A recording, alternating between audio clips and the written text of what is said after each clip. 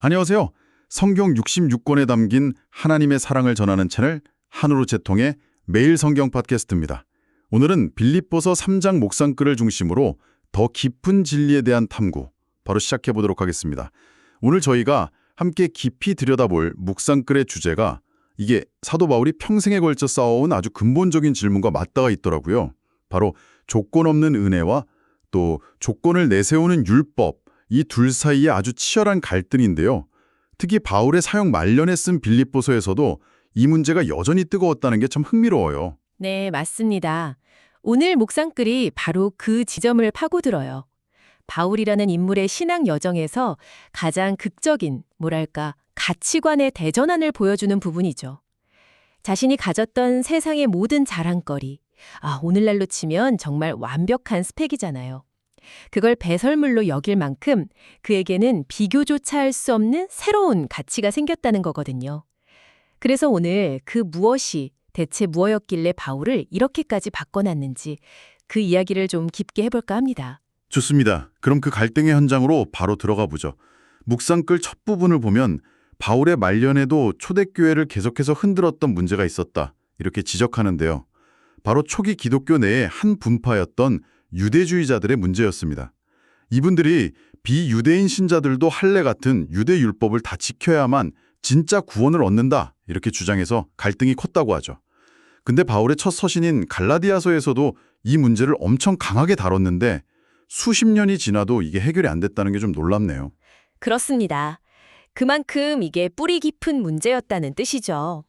묵상글의 표현에 빌리자면 수천 년간 그들의 몸과 정신에 밴 할례라는 행위는요, 단순한 의식이 아니었어요. 그들의 정체성 그 자체였던 겁니다.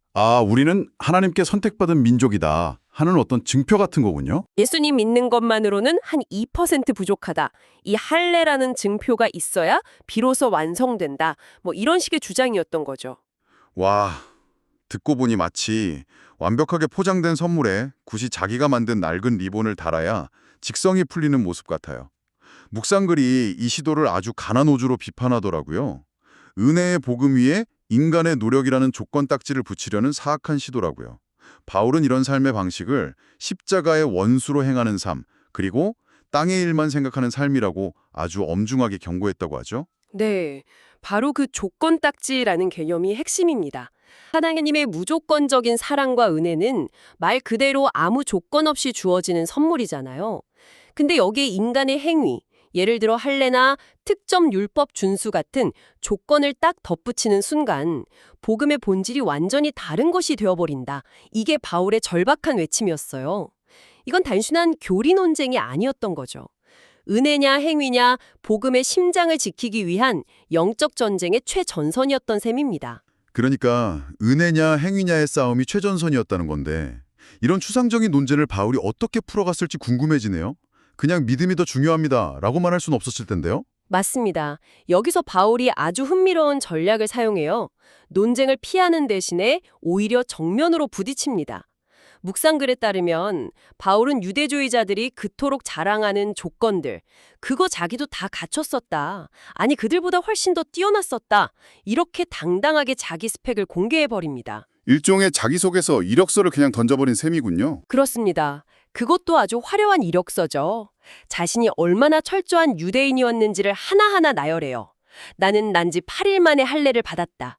혈통으로는 이스라엘 족속 중에서도 초대 왕 사울을 배출한 베냐민 지파 출신이다.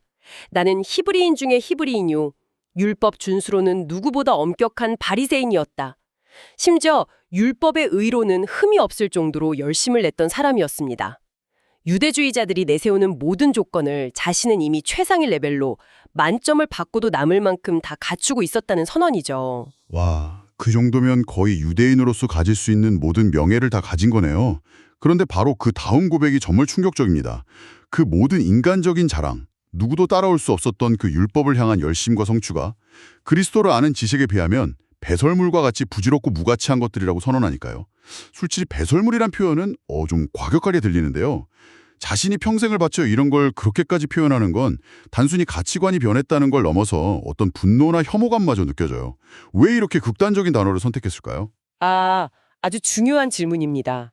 당시 사회에서 배설물, 그러니까 원어로 스키발론이라는 단어는요, 그냥 쓰레기 정도가 아니었어요. 길거리에 버려진 오물이나 썩어가는 음식물 쓰레기처럼 가장 더럽고 피해야 할 대상을 의미하는 단어였습니다. 아, 정말 쳐다보기도 싫은 그런 거군요. 네, 바울은 자리가 목숨처럼 여기고 자기 정체성의 기반으로 삼았던 그 모든 것들을 이제는 쳐다보기도 싫은 오물처럼 여긴다고 말하고 있는 겁니다. 이건 그가 새로운 가치를 발견했다는 걸 넘어서 과거의 가치 체계가 얼마나 자신을 속이고 있었는지에 대한 깊은 깨달음과 분노가 담겨 있는 표현이에요. 이런 것들이 나를 하나님으로부터 멀어지게 했다니 하는 절교에 가까운 거죠. 가치관의 완전한 전복입니다. 그렇다면 바울의 새로운 삶의 목표, 묵상글에서 표대라고 표현한 그것은 무엇이었을까요?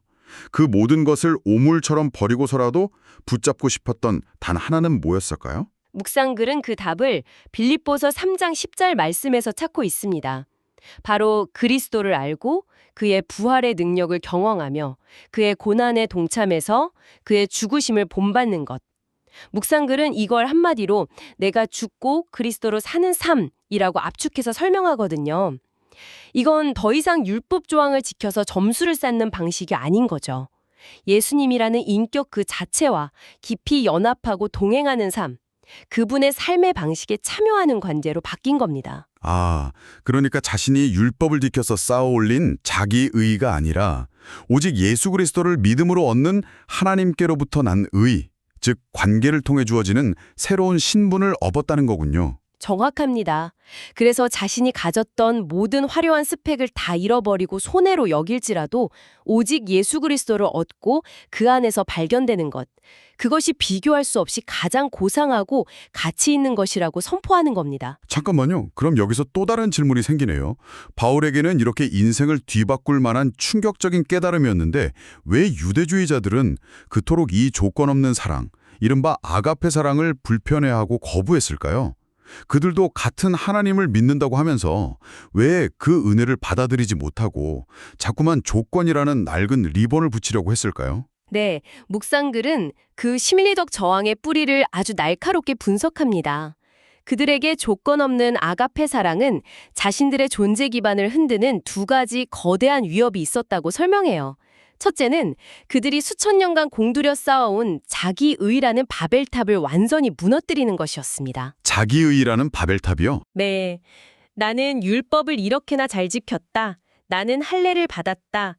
나는 조상들보다 더 경건하다처럼 자신의 노력과 행위를 통해 하나님 앞에 떳떳하게 설 수 있다는 그 믿음의 체계를 말하는 겁니다. 그게 그들의 자부심이자 정체성이었죠. 아, 그런데 조건 없는 은혜는 당신들의 노력은 아무 소용이 없습니다. 구원은 오직 예수 그리스도를 통해 거저 주어지는 선물입니다. 라고 말하니까요. 그들이 평생 쌓아온 공든탑이 한순간에 무너져 내리는 것 같은 위기감을 느꼈을 겁니다. 그러니까 단순히 신학적 견해가 달랐던 게 아니라 자신의 정체성과 자부심의 근원이 송두리째 부정당하는 느낌이었겠군요. 그건 정말 끔찍한 경험이었겠네요.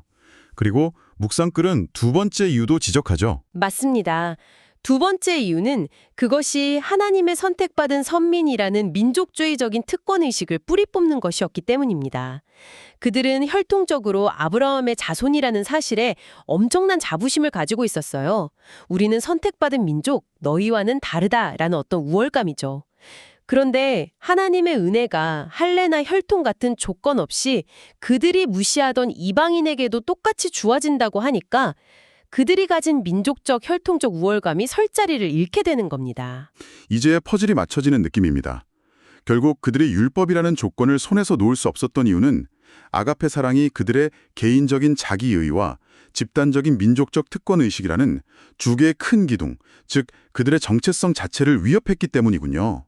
그들에게는 복음을 받아들이는 것이 곧 나를 포기하는 것과 같게 느껴졌겠어요. 바로 그겁니다. 그래서 묵상글은 그들이 그토록 집요하게 율법이라는 조건을 손에서 놓을 수가 없었던 것이라고 결론을 내려요. 복음 자체를 싫어했다기보다는 그 복음이 가져올 자신의 정체성의 해체를 두려워했던 것이죠. 이 2000년 전의 갈등에 대한 이야기가 놀랍도록 오늘 우리 시대의 이야기처럼 들리네요. 그렇다면 묵상글은 이 오래된 이야기를 통해 오늘을 살아가는 우리에게 무엇을 말하고 있을까요? 묵상글은 그 질문을 우리 자신에게로 아주 날카롭게 돌립니다. 바로 우리 안에도 여전히 은밀하게 붙어있는 조건 딱지가 있지는 않은지 돌아보라는 것이죠. 예를 들면 내가 이만큼 기도했으니까, 내가 이번 주에는 헌금을 했으니까, 나는 주일 성수를 한 번도 빼먹지 않았으니까, 하나님께서 나를 더 사랑하시고 내게 복을 주실 거라는 그런 은밀한 기대감 같은 것들 말입니다. 반대의 경우도 마찬가지겠네요.